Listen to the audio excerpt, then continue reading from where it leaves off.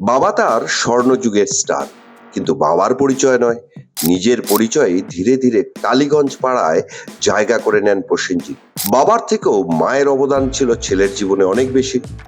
Tollygunge studio পাড়ায় দৌড়ে দৌড়ে ঘুরে ছেলেকে সিনেমায় চান্স পাওয়াতে ঘুরতে থাকেন মা রত্না।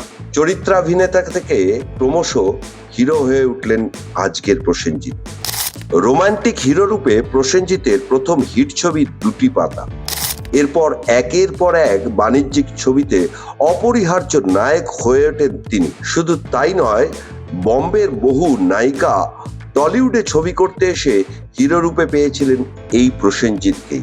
সেই সময় বিজয়তা পণ্ডিতের সঙ্গে প্রসেনজিতের সুপার ডুপার হিট ছবি ছিল অমর সঙ্গী, যে ছবির চিরদিনই তুমি যে আমার গান আজও মানুষের মুখে মুখে ফেরে। এছাড়াও ফারহা, জুহি চাওলা, নীলাম, ঐশ্বর্য রায়ের মতো বলিপাড়ার অভিনেত্রীরাও হিরোইন হয়েছিলেন প্রসেনজিতেরই বিপরীতে।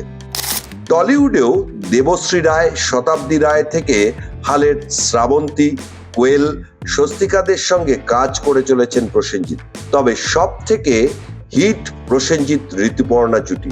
৯-এর দশকের মাঝামাঝি থেকে বাংলা ছবির মন্দার বাজারেও প্রসেনজিৎ ঋতুপর্ণা জুটি বক্স অফিস ধরে রেখেছিল, কিন্তু তবুও তাকে শুনতে হতো তিনি গ্রামের দর্শকের হিরো, সেই প্রসেনজিৎ। সেই অপবাদ ভেঙেও ফেলেন তিনি। দোসর, চোখের বালি, মনের মানুষ একাধিক ছবি করে তিনি হয়ে ওঠেন হালফিলের প্রসেনজিৎ চট্টোপাধ্যায়।